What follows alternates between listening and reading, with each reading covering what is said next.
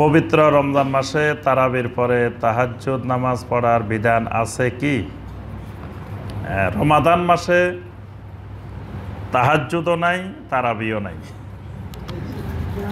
রমাদান মাসে আছে কিয়ামে রমাদান। এশার পর থেকে শুরু করে ফজর পর্যন্ত যা পড়বেন সবগুলার নাম হলো কি? কিয়ামে রমাদান। এই তাহাজ্জুদ বলেন, তারাবি বলেন, যা বলেন, যত নাম দিতে পারেন, কিন্তু নবী সাল্লাল্লাহু আলাইহি সাল্লামের পরিভাষায় নবী সাল্লাল্লাহু আলাইহি সাল্লাম নাম দিচ্ছেন এগুলোকে কিয়ামে রমাদান। মান কামা রমাদানা ঈমানান ওয়া ইহতিসাবান গুফিরা লাহু মা তাকাদ্দামা মিন যামবিহি। নবী সাল্লাল্লাহু আলাইহি সাল্লাম বলেন, যে ব্যক্তি রমাদান মাসের কিয়াম করবে, কিয়ামে রমাদান করবে ঈমান এবং ইহতিসাবের সাথে, আল্লাহ পাক তার অতীতের সকল গুনাহ মাফ করে দিবেন। তাহলে এগুলা হলো কিয়ামে রমাদান। এই কিয়ামে রমাদান পহেলা রমাদান থেকে শুরু করে 30 শেষ পর্যন্ত। আরেকটা হলো কিয়ামু লাইলাতুল কদর, মানে আপনি 30 দিন তো একটা আদায় করে যাবেনই, এরপরে শেষ 10 দিন বেশি করে আদায় করবেন। ওই বেশিটার নাম হলো কিয়ামে লাইলাতুল কদর। মান কামা লাইলাতুল কদরে ঈমানান ওয়া ইহতিসাবান গুফিরা লাহু মা তাকাদ্দামা মিন যামবিহি। নবী সাল্লাল্লাহু আলাইহি সাল্লাম বলেন, যারা লাইলাতুল কদরে কিয়াম করবে আল্লাহ তাদের অতীতের সমস্ত গুনাহ মাফ করে দিবেন। এই জন্য মক্কা মুকাররমা এবং মদিনা মুনাওয়ারায় রমাদান মাসে 1 থেকে শেষ পর্যন্ত প্রতিদিন সালাতুল এশার পরে সালাতুত তারাবি আদায় করা হয়। আর শেষ 10 দিন মানে এগুলো হলো কিয়ামে রমাদান, প্রথম থেকে শেষ পর্যন্ত এগুলো কিয়ামে রমাদান। আর শেষ 10 দিন আবার রাত্রে 12:30 থেকে আবার সালাত শুরু হয়, ওইটা হলো কিয়ামে লাইলাতুল কদর, লাইলাতুল কদরের কিয়াম। তো সুতরাং এগুলো নিয়ে বেশি এত গবেষণা চিন্তা যে তাহাজ্জুদ কোনটা, তারাবি কোনটা, এটা কোনটা, ওইটা কোনটা, এগুলো হলো বেহুদা কাজ। এগুলা নিয়ে গবেষণা না করে যে সারা রাত কত ঘন্টা কতক্ষণ নামাজ পড়তে পারি, কত তেলাওয়াত করতে পারি, এটাই হলো মূল বিষয়। এজন্য আদায় করতে থাকি, যত রাকাত আদায় করতে পারি রাত্রে। এজন্য এটাকে কোনো রাকাতের মধ্যে সীমাবদ্ধ না করি যে এত রাকাত এত রাকাত, আমি সারা রাত আদায় করব যত রাকাত পারি, কারণ রমাদান এটা আমার জীবনের শেষ সমাধানও হতে পারে। তা আমি এই রমাদানে যা পারি, কারণ যত আদায় করবো তত আল্লাহ গুনাহ মাফ করবেন। কিয়ামে রমাদানের মাধ্যমে আল্লাহ পাক গুনাহ মাফ করবেন, কিয়ামে লাইলাতুল কদরের মাধ্যমে আল্লাহ পাক গুনাহ মাফ করবেন। তো সুতরাং এখানে আমরা আদায় করার চেষ্টা করব, তবে খেয়াল রাখবো রাকাত গণনা করতে গিয়ে যেন কোরআনের বিকৃতি না করি। বাংলাদেশের সবচেয়ে ভয়াবহ বিষয় হলো যে খতম করতেই হবে এরকম বাধ্যতামূলক করে নিচ্ছে, যে রমাদান মাস 1 খতম কোরআন তারাবির মধ্যে তেলাওয়াত করতেই হবে। করতে গিয়ে আবার দেখা যায় যে আস্তে আস্তে তেলাওয়াত করলে সময় লাগে বেশি, এখন মুসল্লিরা ধৈর্য ধরতে পারে না। এখন এই জন্য হাফেজদেরকে বলে দেওয়া হয় যে দ্রুত গতিতে শেষ করে দিবেন, মানে রমাদান মাস আসলে কোরআনে কারিমের দ্রুত তেলাওয়াতের প্রতিযোগিতা চলে, যে কোন হাফেজের চাইতে কোন হাফেজ কত দ্রুত শেষ করতে পারে, যত তাড়াতাড়ি করতে পারে উনি গরম হাফেজ। ভাই আমাদের মসজিদে এমন হাফেজ 2 জন আসছে, একেবারে গরম হাফেজ, আধা ঘন্টার মধ্যে শেষ খতম। আরও আগে শেষ করতে পারলে আরও গরম হাফেজ, যিনি যত আগে শেষ করতে পারে।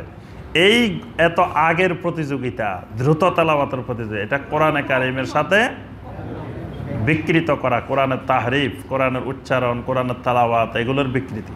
এখন বেশি পেতে যায়, কিচ্ছু পায় না, বরং আরও কোরআন বিকৃতির অপরাধে আরও গুনাহ হবে। তার থেকে যদি কেউ অল্প ছোট ছোট সূরা দিয়ে অল্প তেলাওয়াত করে, কিন্তু তেলাওয়াতটা ঠিক রেখে, রুকু ঠিক রেখে, আপনি কিয়ামে রমাদান করবেন, রুকুর মধ্যে একবার সুবহান রাব্বিয়াল আযীম পড়া যায় না, সাজদার মধ্যে একবার পড়া যায় না, শেষ বৈঠকে আত্তাহিয়াতু পড়ার পরে আর দরুদও পড়া যায় না, দোয়ায়ে মাসুরও পড়া যায় না। তো এত দ্রুত গতিতে আপনাকে কে বলছে কিয়ামে রমাদান করতে?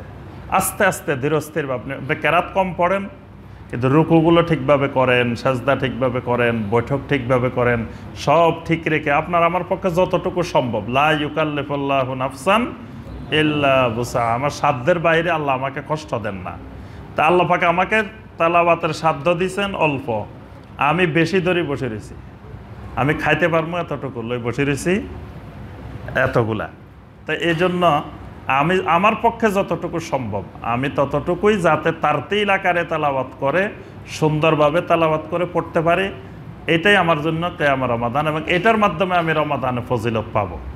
কিন্তু একেবারে বেশি পাইতে যাই, কিছুই পাই না, বরং আরও কোরআন অবমাননা, কোরআন বিকৃতিকারীর অপরাধেও দণ্ডিত হবে আল্লাহর কাছে।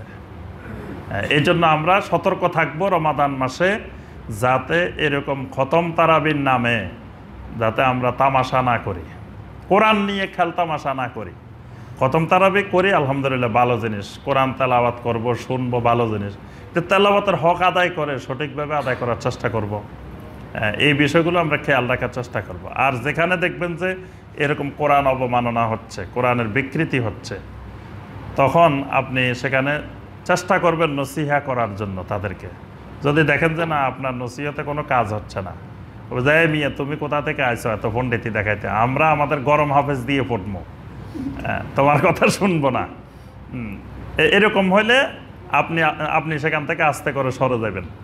ওয়াইজা খাতাবাহুমুল জাহিলুনা ক্বালু সালামা, যখন দেখবেন যে জাহেলদের কর্মকাণ্ড চলতেছে, তা আপনি সালাম দিয়ে আস্তে করে সরে যাবেন।